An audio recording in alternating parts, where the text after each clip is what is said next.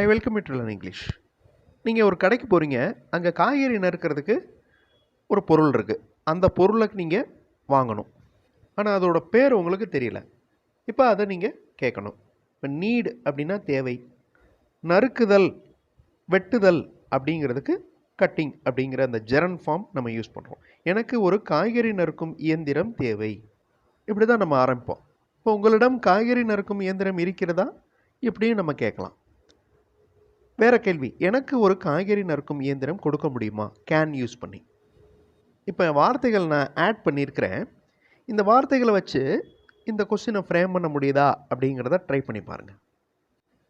I need a vegetable cutting machine. ரொம்ப simple. இப்போ பார்க்குறதுக்கு தான் பெரிய ஸ்ட்ரக்சர் மாதிரி தெரியும், ஆனால் ரொம்ப ரொம்ப simple. I need a vegetable cutting machine. To you have a vegetable cutting machine? உங்ககிட்ட காய்கறி நறுக்கும் இயந்திரம் இருக்கிறதா? கேன் யூஸ் பண்ணோன்னா, can you give me a vegetable cutting machine? எனக்கு ஒரு காய்கறி நறுக்கும் இயந்திரம் கொடுக்க முடியுமா? ஸோ இந்த கேன் அப்படிங்கிறது முடியும் அப்படிங்கிறத குறிக்குது. நம்ம ப்ரீவியஸ் வீடியோஸில் பார்த்த மாதிரி இன்னும் ஃபார்மலாக கேட்கணும் அப்படின்னா குட் யூஸ் பண்ணலாம். Good you please give me vegetable cutting machine? இதில் கரெக்டாக அந்த ஆப்ஜெக்டை சரியான இடத்துல வைக்கணும், அப்போ தான் அந்த சென்டென்ஸ் கரெக்டாக வரும். இப்போ தமிழில் பாருங்களேன், எனக்கு வெஜிடபிள் கட்டிங் மிஷின் வேணும். அப்போ ஐ, இந்த கடைசி சென்டென்ஸை பாருங்கள், ராங் சென்டென்ஸ்னு கொடுத்துருக்கேன்ல, அதை பாருங்கள். ஐ அப்படின்னா எனக்கு, எ வெஜிடபிள் கட்டிங் மிஷின் ஒரு வெஜிடபிள் கட்டிங் மிஷின், நீட் அப்படின்னா வேண்டும், தேவை. எனக்கு ஒரு வெஜிடபிள் கட்டிங் மிஷின் தேவை. இப்படியே இங்கிலீஷில் நீங்கள் ட்ரான்ஸ்லேட் பண்ணிங்கன்னா இது ராங் சென்டென்ஸாக மாறிடுது. Grammatically wrong, structure wise wrong. அப்போ அந்த வேர்ப் கரெக்டான இடத்துல இருக்கணும். ஸோ ஐ அப்படிங்கிறது சப்ஜெக்ட், வேர்ப் அப்படிங்கிறது நீட், ஆப்ஜெக்ட் என்னது, a vegetable cutting machine. So கரெக்டான இடத்துல சப்ஜெக்ட், வேர்ப், ஆப்ஜெக்ட் வந்துச்சுன்னா அந்த சென்டென்ஸ் கரெக்டாக அமையும். கரெக்டாக அந்த கிராமரும் அப்ளை பண்ணணும். இப்போ டூ அப்படிங்கிறது பன்மை, டஸ் அப்படிங்கிறது ஒருமை. இப்போ அவரிடம் வெஜிடபிள் கட்டிங் மிஷின் இருக்கிறதா அப்படின்னு கேட்குறதுக்கு இந்த கடைசி சென்டென்ஸ் பாருங்களேன், டஸ் ஹி ஹாவ் அப்படின்னு வருது. So do you have, does he have, இந்த ரெண்டுக்கும் இருக்கிற டிஃப்ரென்ஸை நோட் பண்ணுங்கள்.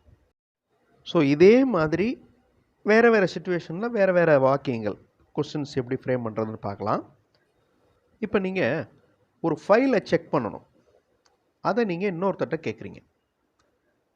ஃபஸ்ட்டு பாருங்களேன், எனக்கு அந்த ஃபைல் சரிபார்ப்பதற்காக வேண்டும் அப்படின்னு கேட்கணும். அதுக்கு என்னென்ன வார்த்தைகள் யூஸ் பண்ண போகிறீங்க, வாண்ட், செக். அடுத்தது, நீங்கள் அந்த ஃபைலை வைத்திருக்கிறீர்களா, நான் சில விவரங்களை சரிபார்க்க வேண்டும், இப்படி பேசணும். இப்போ டூ, டீட்டெயில்ஸ், செக், இந்த 3 வார்த்தைகளை யூஸ் பண்ண போகிறீங்க.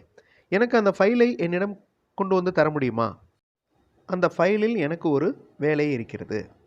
இதை கேன் அப்படிங்கிற வார்த்தையை வச்சு நம்ம அந்த கேள்வியை ஃப்ரேம் பண்ண போகிறோம். ஸோ வீடியோ பாஸ் பண்ணிக்கோங்க, பொறுமையாக இந்த சென்டென்சஸ் ஃப்ரேம் பண்ணி பாருங்கள். கிராமர் மிஸ்டேக் பற்றி கவலைப்பட வேண்டாம், just try to frame the questions. I want that file to check. ரொம்ப சிம்பிள்.